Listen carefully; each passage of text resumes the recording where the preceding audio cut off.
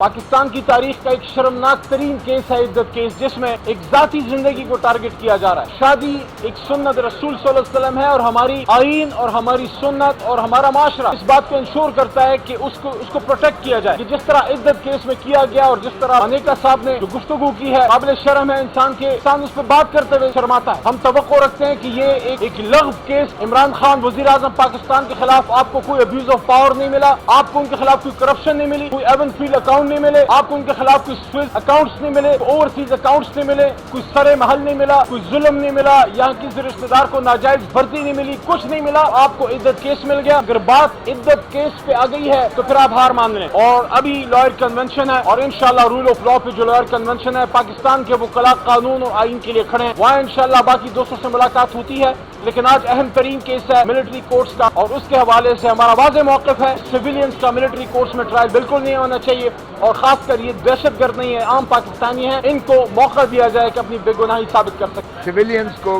का military trial जो है, सुप्रीम कोर्ट की 5 रुकनी बेंच ने उसको कलअदम करार दिया था। और न सिर्फ ये बल्कि आर्मी एक्ट का सेक्शन 2(1) के दोनों शिकें जो हैं उन्होंने कहा ये गैर आईनी है और गैर कानूनी है। इसलिए जो 103 जमा 2 बाद में 105 हो गए, इन लोगों का जो ट्रायल किया जा रहा है, इनको जो आर्मी ने अपना कस्टडी में ले लिया है और इनका ट्रायल करने जा रही है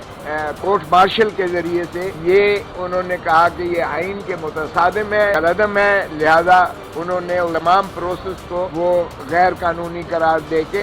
मुनहदम कर दिया। लेकिन इसमें 21 अपीलें जो हैं वो कर दी गई, वफाक की जानिब से भी और सूबों की जानिब से भी अपीलें कर दी गई। और कुछ अपीलें तो अटॉर्नी जनरल फॉर पाकिस्तान ने की वफाक की जानिब से, और वो भी बिना काबीना की मंजूरी के, और जो कि वफाक की तारीफ मुस्तफा इम्पैक्ट के केस में सुप्रीम कोर्ट कर चुकी कि वफाक जो है वो कोई सेक्रेटरी या प्राइम मिनिस्टर नहीं होगा, बल्कि वफाक पूरी काबीना की मंजूरी से वफाक मुतसव्वर होता है। तो वो जब हुई तो उन्होंने अपीलें कर दी और अपीलों की जो है बेंच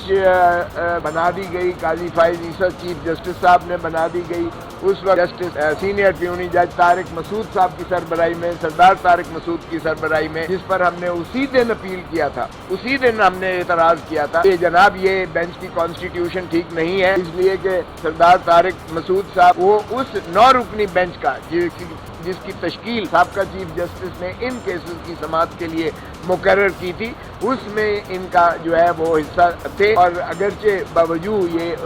उसमें से जो है रिक्यूज कर गए, लेकिन ये सुनने से कासिर है, इसलिए कि अगर आप उसका हिस्सा रहे हो तो फिर इंट्रा कोर्ट अपील में आप समाअत नहीं कर सकते हैं। बार कैफ हमारे एतराज़ात को उन्होंने जो है नजरअंदाज करते हुए न सिर्फ सुना बल्कि जुज़वी तौर पर उसको मुअत्तल कर दिया हुक्म को, अपने ही सुप्रीम कोर्ट के 5 जजेस के फैसले को, और कहा कि ट्रायल हो सकता है लेकिन फैसला हतमी नहीं अनाउंस किया जाएगा। तो उसी के तसलसल में कई तारीखें लगती रही और हम हर पेशी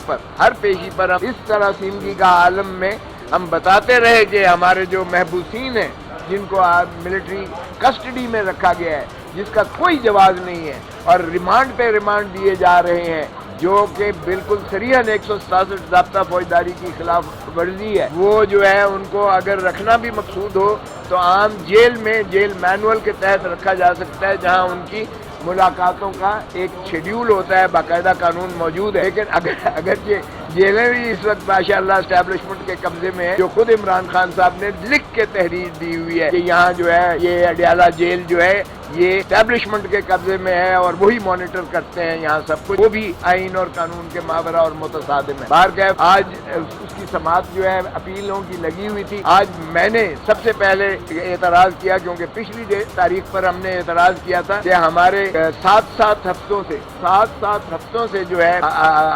न्याजी वो इबाद और दीगरान जो है वो उनको मिलने के लिए 7 हफ्ते नहीं दिया गया। और हफीजुल्लाह न्याजी साहब तो खुद मौजूद थे, जिन्होंने अपने बेटे हसाम न्याजी के बारे में कहा कि मुझे मुलाकात नहीं करने दी गई है।